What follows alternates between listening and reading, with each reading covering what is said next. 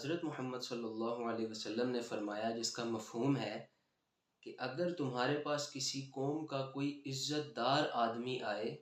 تو اس کی عزت کرو، اکرام کرو۔ یعنی اگر کوئی اونچے منصب والا، عہدے والا یا بڑے سٹیٹس والا کوئی آدمی ہمارے سے ملنے کے لیے آئے تو ہم اس کے منصب کا اور اس کے سٹیٹس کا پاس رکھتے ہوئے اس کی عزت کریں، اکرام کریں، اس کی تذلیل نہ کریں، اس کی تحقیر نہ کریں۔ یہ اس حدیث سے ہمیں تعلیم ملتی ہے۔ اسی لیے جب علماء کرام کسی بڑے حکمران سے ملتے ہیں یا کسی بڑے آدمی سے ملتے ہیں تو بہت خندہ پیشانی سے ملتے ہیں، اس کے ساتھ اچھا معاملہ کرتے ہیں، تو ہم اعتراض کرتے ہیں کہ شاید اس عالم کی نیت ٹھیک نہیں ہے یا یہ اس آدمی سے یا اس حکمران سے کوئی نفع چاہتے ہیں۔ یہ اعتراض ہم اپنی کم علمی کی بنیاد پر کرتے ہیں، حالانکہ وہ عالم اس حدیث شریف کی تعلیم پر عمل کر رہے ہوتے ہیں، وہ ان سے خندہ پیشانی سے مل رہے ہوتے ہیں۔ یہی ہمیں اس سے سبق ملتا ہے۔ البتہ ایک نقطہ یہاں علماء کرام نے ضرور بتایا کہ جب ہم کسی بڑے آدمی سے ملیں تو ان کا اکرام تو ضرور کریں، لیکن اگر وہ کوئی ایسی بات کہیں جو شریعت کے خلاف ہو، غیر شرعی بات ہم سے منوانا چاہیں یا ہمیں کہیں، تو ان کا اتباع کرنے کی پھر ہمیں اجازت نہیں، کہ اتباع ان کی نہ ہو اور اس بات میں ہم ان کا ساتھ نہ دیں بلکہ اس بات کی مخالفت کریں، لیکن اس بات کا لحاظ رہے کہ ہم ان کی عزت کریں، ان کا اکرام کریں، البتہ اتباع نہ کریں۔ جیسا کہ حضرت حذیفہ بن یمان رضی اللہ عنہ ایک مرتبہ کسریٰ کے دربار میں تھے، اور کسریٰ اس وقت کی سپر پاور تھا کسریٰ، اور وہاں پہ دسترخوان پر صحابی حضرت حذیفہ بن یمان رضی اللہ عنہ بیٹھے تھے، تو کسی کے ہاتھ سے لقمہ زمین پر گر گیا، تو انہوں نے وہ لقمہ اٹھانا چاہا تو کسی نے ان کو کہا کہ یہاں پر آپ ایسا نہ کریں بلکہ یہاں کے سٹیٹس کے خلاف ہے۔ تو حضرت حذیفہ بن یمان رضی اللہ عنہ نے بلند آواز سے کہا، کیا میں ان بے وقوفوں کی وجہ سے اپنے نبی کی سنت کو چھوڑ دوں؟ تو غیر شرعی تو بات کوئی بھی کرے گا تو اس کی اتباع ہم نہیں کریں گے، اس کی بات نہیں مانیں گے۔ البتہ اگر کوئی عزت دار آدمی، وقار والا آدمی، سٹیٹس والا آدمی ملنے آئے تو اس کی عزت کرنا اور اس کا اکرام کرنا، اس کی تعلیم ہمیں اللہ کے نبی نے دی ہے۔ اور ایک مرتبہ حضور صلی اللہ علیہ وسلم تشریف فرما تھے اور سامنے سے ایک آدمی آ رہا تھا، تو آپ صلی اللہ علیہ وسلم نے حضرت عائشہ رضی اللہ عنہ سے فرمایا کہ یہ جو آدمی آ رہا ہے یہ ایک برا آدمی ہے، یعنی یہ اخلاقیات کے اعتبار سے برا آدمی ہے یا بے دین ہے۔ لیکن جب وہ آدمی آ کر آپ صلی اللہ علیہ وسلم کے پاس بیٹھ گیا تو آپ صلی اللہ علیہ وسلم اس سے بہت محبت سے پیش آئے، عزت دی اور حسن معاشرت سے پیش آئے اور اس کو رخصت کیا۔ تو جب وہ رخصت ہو گئے تو حضرت عائشہ رضی اللہ عنہ نے آپ صلی اللہ علیہ وسلم سے پوچھا کہ یا رسول اللہ، آپ تو فرما رہے تھے کہ یہ برا آدمی ہے، تو آپ اس سے اتنی حسن معاشرت سے کیوں پیش آئے؟ تو آپ صلی اللہ علیہ وسلم نے فرمایا، جس کا مفہوم ہے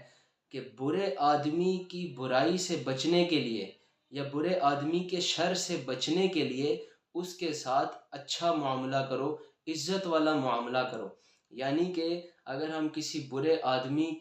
کے ساتھ عزت والا معاملہ نہیں کریں گے تو اس کے شر سے ہم محفوظ نہیں رہ سکتے۔ یہ ایسی ہی مثال ہے کہ اگر کسی گندے پانی میں ہم پتھر ماریں گے تو اس کی چھینٹیں ہمارے اوپر بھی آئیں گی۔ تو اسی لیے حضور صلی اللہ علیہ وسلم نے تعلیم دی ہے کہ جو شرپسند آدمی ہو اور برا آدمی ہو اس کے ساتھ برائی سے پیش نہ آؤ، ورنہ تم بھی اس کے شر سے محفوظ نہیں رہ سکو گے۔ تو اس لیے آپ صلی اللہ علیہ وسلم نے اس آدمی کے ساتھ اچھا معاملہ کیا۔ اس واقعے میں ایک اعتراض تو یہ ہوتا ہے کہ نعوذ باللہ آپ صلی اللہ علیہ وسلم نے اس آدمی کی غیبت کی کہ ابھی وہ پہنچا نہیں اور آپ نے حضرت عائشہ سے فرمایا کہ یہ برا آدمی ہے، تو گویا کہ پیٹھ پیچھے برائی کی۔ تو اس اعتراض کا جواب علماء کرام نے یہ دیا ہے کہ آپ صلی اللہ علیہ وسلم نے حضرت عائشہ کو اس کی برائی کا اس لیے بتایا تاکہ حضرت عائشہ کو پہلے سے آگاہ کر دیا جائے اس کے شر کے بارے میں،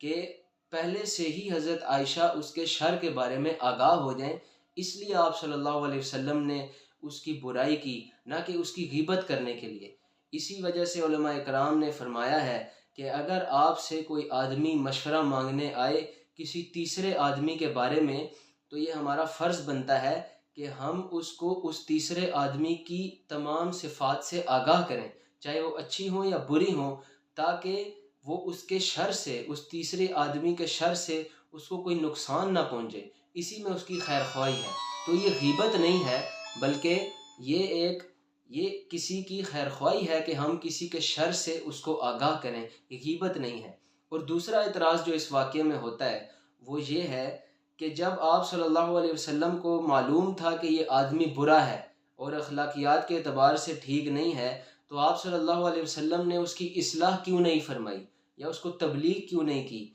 بلکہ ایسے ہی خندہ پیشانی سے ملے اور رخصت کر دیا؟ تو اس کا جواب یہ ہے کہ بے موقع تبلیغ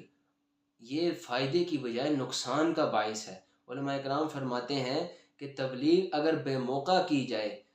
موقع نہ ہو تبلیغ کرنے کا اور اس وقت تبلیغ کی جائے تو اس سے فائدہ نہیں ہوتا بلکہ نقصان ہوتا ہے۔ اسی لیے علماء اکرام نے اور فقہاء کرام نے یہ لکھا ہے کہ اگر ہمیں اس بات کا خدشہ ہو کہ ہمارے تبلیغ کرنے سے سامنے والا آدمی اسلام کا مذاق اڑائے گا یا اسلام کے کسی حکم کا مذاق اڑائے گا، تو اس صورت میں تبلیغ نہ کرنا واجب ہے۔ اور اگر ہم نے اس خطرے کے باوجود تبلیغ کی اور سامنے والے نے اسلام کے کسی حکم کا مذاق اڑایا تو اس میں ہم بھی برابر کے گناہ گار ہوں گے، شریک ہوں گے، کیونکہ ہماری وجہ سے یہ نوبت پیش آئی۔ تو تبلیغ بے موقع نہ ہو، بے فائدہ نہ ہو، بلکہ جب ہمیں امید ہو کہ میرے اس تبلیغ کرنے سے اچھائی کا حکم یا نیکی برائی سے روکنے سے کوئی فائدہ ہوگا تو اس وقت تبلیغ کریں، بے موقع تبلیغ نہ کریں۔ یہ سبق بھی اس واقعے سے ہمیں ملتا ہے۔ تو جو کچھ کہا سنا، اللہ تعالیٰ مجھے اور آپ کو عمل کرنے کی توفیق عطا فرمائے۔ السلام علیکم۔